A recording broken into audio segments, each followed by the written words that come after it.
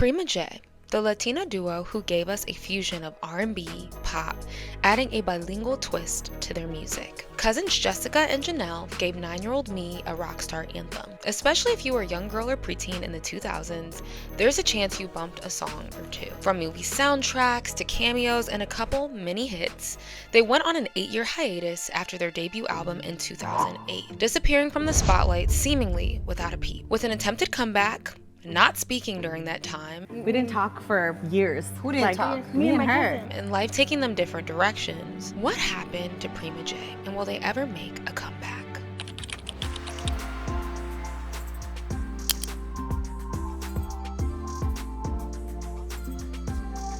Hey guys, it's your girl Cameron and welcome back to another video. Today we are going to be talking about what happened to Prima J, another installment in my What Happened to series. A lot of you guys requested this, and actually it was one of my ideas that you guys said do it. So I'm here to give the people what they want. Now I remember seeing a tweet in recent years that said, if you listen to Prima J, you're a bad bitch now. And you know, there might be some truth to that. But Prima J was a part of the soundtrack of my childhood, and maybe many of yours. Some of you guys subconsciously maybe knowing who they are, and some of you guys having to go to the very back of your memory. After their quick stint, making it to the spotlight, that light dwindled quickly, and they seemingly disappeared, becoming a distant memory in pop culture's past. But today, we are going to take a deep dive into what happened to Prima J, going through their career, debut, tribulation, and where they are now. They've been slightly more under the radar, so I will say doing research took a bit more time. Hit that subscribe button down below. We are on the road to 100,000 subscribers. Remember, not only do I do What Happened to videos, but I do music commentary, social commentary. So please go give those a chance. Go check those out. Thank you guys so much for being here today, and let's get right into the video. Chapter 1, Humble Beginnings. Jessica Martinez and Janelle Martinez are from Rosemead, California, a suburb in Los Angeles County. Jessica was born on May 25th, 1988, while Janelle was born August 26th, 1988. And no, they're not sisters, but they are cousins. But they literally grew up like sisters, maybe even twins. Born in the same year, 3 months and a day apart. Growing up, like many of us did, at least I know I did, they'd create dance routines at family functions and perform them for everyone. You know the whole, let's make up a dance routine to show our moms because maybe they'll let us have a sleepover?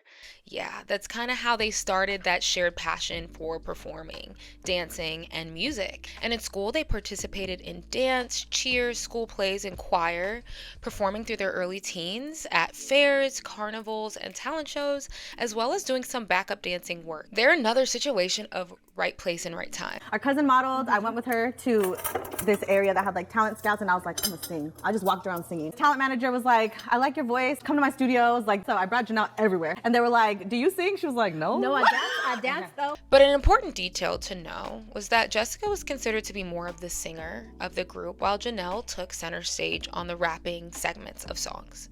So let Janelle tell you initially that she was not a singer, outlining their different interests and styles. Jessica appears more bubbly, girl next door, while Janelle is more edgy and is the wild child of the group. Both with infectious personalities, showing us that family was first, a bond more important than anything. So their discovery phase. Around 2006, they officially formed their group.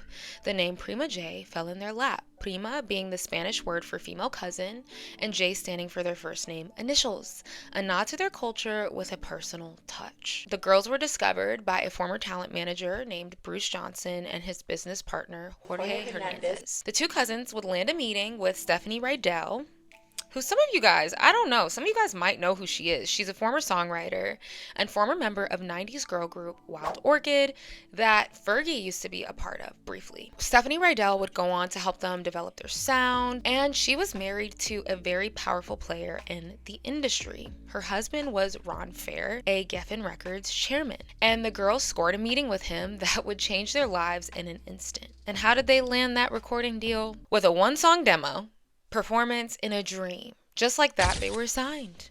When they turned 18, of course, in 2006, I imagine the performance being akin to the scene in the Cheetah Girls, performing Girl Power for Jackal Johnson. Like, I imagine it went down that way. Now, Gavin might sound quite familiar to you guys. At the time, some of Prima J's label mates included Mary J. Blige, Nelly Furtado, and Snoop Dogg, so you had some heavy hitters on that lineup. And a hurdle of theirs revealed itself when communicating with labels and trying to sign with one. Due to their Mexican roots and heritage, many record labels suggested that they sing in Spanish and Spanish only and cater to the Latin market. They really didn't speak Spanish. No, you don't like it, but you guys said you don't speak Spanish. No. We always are so proud of our culture. We live Latin all the time, but we don't speak the language. English was their first language. And as Mexican Americans, they wanted to infuse and incorporate aspects of both cultures. They said that their music felt like an intersection between TLC and Spice Girls. That was their source of inspiration. So when the label suggested that they focus on the Latin market, it didn't make sense to them. And this is a classic story of how labels and the industry will try to box you or segment you. But they would find a way to intersect and relate to both sides of their culture. Now, their career takeoff.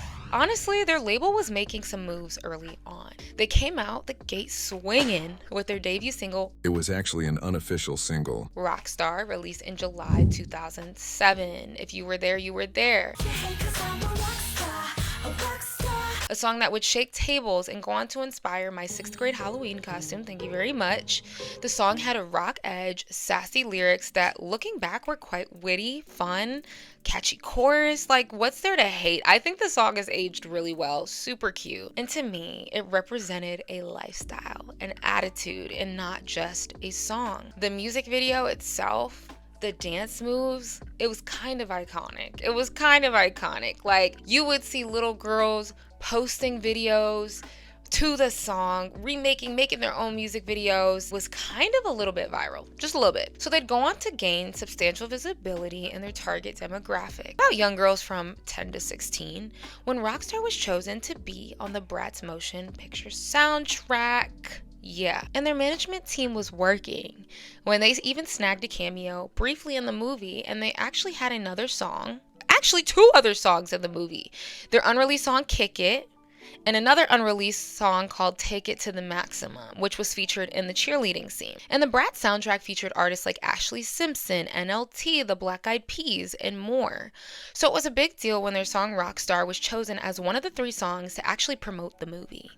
And the movie soundtrack remained on the Billboard 200 chart for 3 weeks, peaking at number 33, with Rockstar actually being track number 1 to open the album, meaning that virtually no one skipped past it. It was the theme song of the movie, and they were a focal point, a highlight. The song itself spent a week at number 93 on the Billboard Pop 100 chart. But best believe, guys, when we talk about the Bratz motion picture, I was running that movie from Blockbuster every week when it came out. It was a box office fail. The movie was a box office fail. It was a bomb.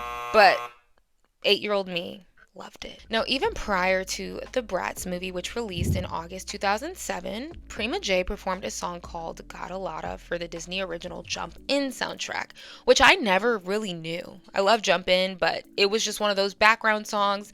It didn't receive the same kind of hype that Rockstar did. So they were already developing a niche, maybe without them realizing it. Movie soundtracks with semi-visible appearances. Now, their follow-up single to Rockstar released in the summer of 2008, and it was a cover of Alicia Keys' hit song, No One. We all know that song. However, their cover had a bilingual spin to it, and it was called Nadie. Now, this was a bold move and a risky one, because Alicia's single had been released less than a year prior and was still in radio rotation and became a #1 hit. So to have the audacity to touch a song that could potentially be buried, and some people might not take too well to that, that's a lot of confidence, but they did make it their own.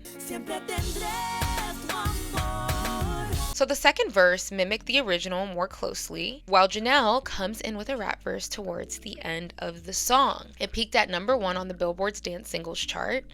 And keep in mind, guys, at this time, besides maybe like Nina Sky, there was not a vast history of Latin girl groups, let alone duos, in the mainstream. They were like the first. Not mainstream, like no. mainstream, where like speaking only English because we live our culture, but we just we don't really speak Spanish. And so this cover and integration of Spanish set them apart almost immediately. Initially, their debut album was scheduled to release in 2007. However, they had more work to do. Third single, Corazon, or You're Not Alone, released in the summer of 2008. This hit had a blend of Spanish and English, and the song actually peaked at number 99 on the Billboard Pop 100 chart. At 29 million views on YouTube, with the videos featuring the girls playing out the lyrics in a conversation. It was giving very much Destiny's Child. Do y'all remember that random dance break that they had in the middle of the music video?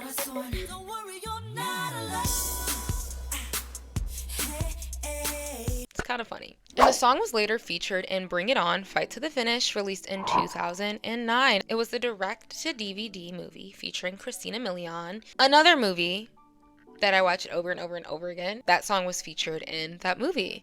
And they actually made a brief appearance as Isale Girl number 1 and Isale Girl number 2. And they were actually a significant memory of the film and one of the most quotable scenes. Yo, what you looking at? I saw the way you was looking at her. What, you think you could just look at my girl and get away with it? Sky, you just can't be looking at people? That was probably their most notable cameo. But I want to be transparent, guys. It was difficult to figure out exact release date. I feel like they genuinely want you to forget that this group existed, because when I'm Googling stuff, it's just all very, very vague. But what's generally understood is that the singles released prior to their album release. And amidst this movie soundtrack run, they were making moves to become more visible and increase their reach in other ways. So in April 2008, their reality show Inside Out premiered on Latin TV channel Moon 2, showing their fans an inside look at their start and journey thus far. And to promote their debut, they went on tour with Jesse McCartney, Jordan Sparks, as well as touring with Danity Kane at a certain point. They also performed at the Dallas Cowboys halftime show at Texas Stadium. And one thing I do want to highlight about the girls is they were very dynamic, energetic performers. Great dancers. I would almost even say dancers first. They're not artists that can dance. They're dancers that are artists. But they definitely had a presence. It was really fun to watch them perform. They also did a photo shoot for Wet Seal, If You Know You Know, and a performance to promote clothing, where they even partnered with a clothing store to carry their upcoming debut album. They also landed the cover of Latina magazine in June 2008, being the first musical act to appear on the cover without releasing an album. So now we gotta talk about their debut album. So their self-titled debut album was released on June 17th, 2008 under Geffen Records with 13 heavy-hitting tracks and 2 bonus tracks. I guess the heavy-hitting can be debated. It went triple platinum in my CD player. I don't know if my mom or my dad, I don't even know, guys, how I got the CD. But the album actually spent 1 week on the Billboard 200 albums chart, sitting at number 172, and peaked at number 6 on the Billboard Top Heat Seekers album chart, where it spent 9 weeks. And I've mentioned the Heat Seekers chart multiple times in multiple videos, so I'm going to explain what that is. But the Heat Seekers chart essentially contains 25 spots for new and developing acts. Billboard actually quotes, once an artist/act has had an album placed in the top 100 of the Billboard Top 200 albums, or in any of the top 10 of the top R&B hip-hop albums, country albums, Latin albums, etc., the album and later works no longer qualify for tracking on Heat Seekers' album. So they qualified to be on this chart, and they made it at number 6. Now, I personally enjoyed the versatility of this album. Songs with pop and R&B edges, Latin edge, hip-hop edge, etc. They almost left no stone unturned. Which, now that I think about it, could have been a potential problem because there might have been too many different taste testers on their first debut album to where people didn't really know what their sound truly was. Nevertheless, cute concept and clever lyrics. One of my favorites on the album being Leftovers, for its witty metaphors comparing her cheating boyfriend and his side chick to leftovers in the fridge. It's quite comical. But other standouts on the album for me includes Infatuated, which is probably my favorite on the album, Homework, 2000s R&B ballad style track, Flip the Script, Tame. For this video, guys, I re-listened to the album, and Tame specifically stood out to me.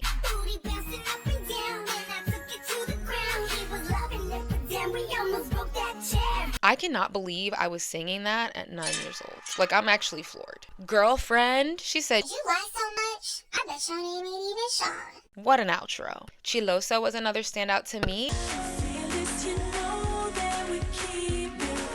which was actually a word they created to describe their independent, confident nature. Chilosa. This guy's basically independent, being confident, being yourself. And they kind of encapsulated that into a song, Go Hard and Boom, the 80s style hip hop track. Guys, to me, I rest my case. Like, the whole album to me was filled with bangers. Maybe I'm biased, I don't know. But the album didn't come without some visible criticism.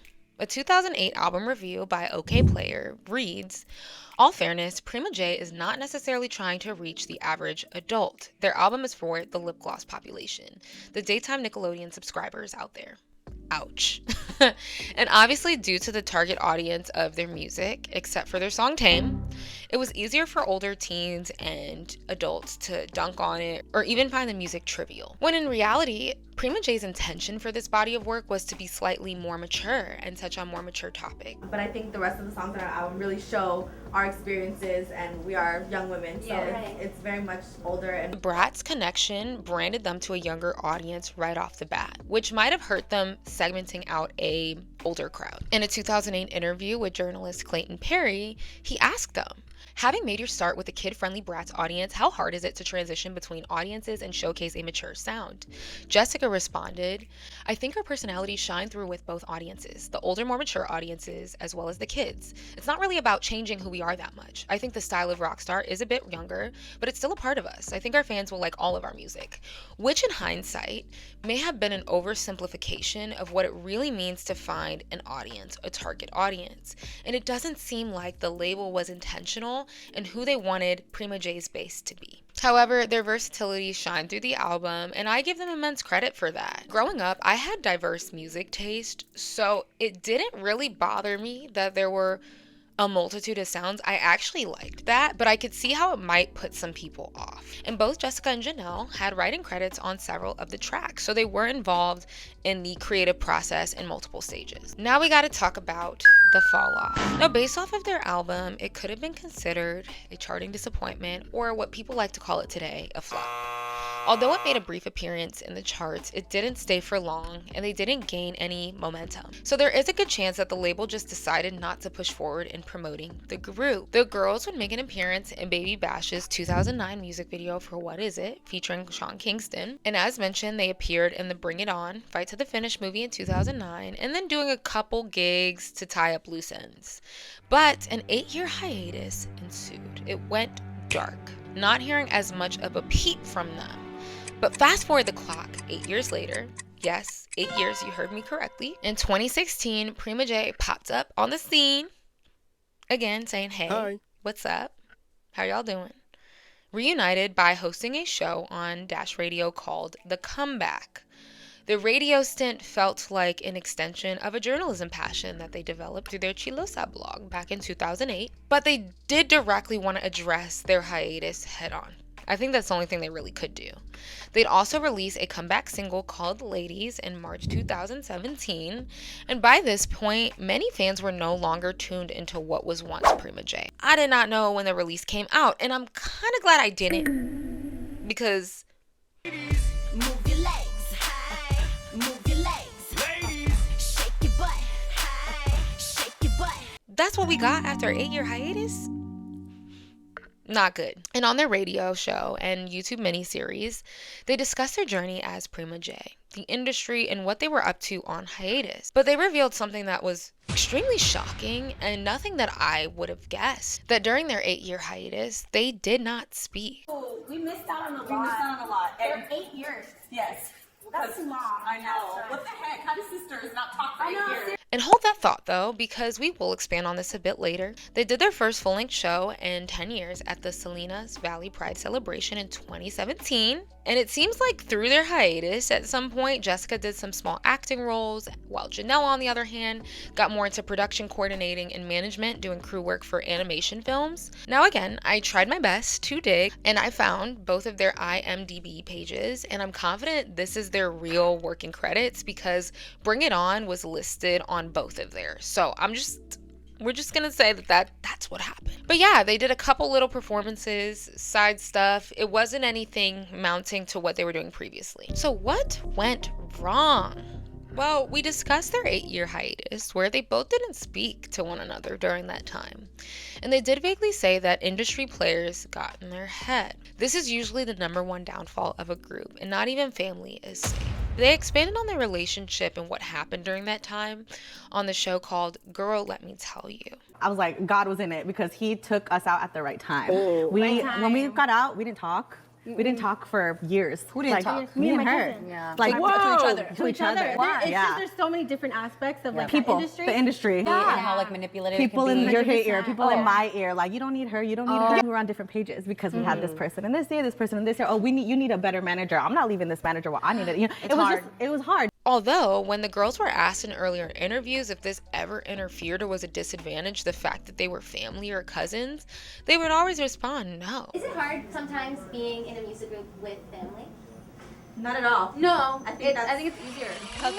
We make up in like 5 minutes. Because we're cousins, like we know, like we're cousins, we have to make up family. So even if say we were like, no, I don't ever want to talk to you again, our parents would not have that. But as time continued, it seems that it was an obstacle that they ultimately couldn't overcome, to where they realized it's just better to leave the group behind than to get warped in the world of Hollywood and the messed up but addictive politics of the music industry. I discussed earlier in the video, I think the industry at the time, and still now to a capacity, fixates on marketing Latin artists a certain way. But when the girls tried to show their versatility, the numbers didn't read well.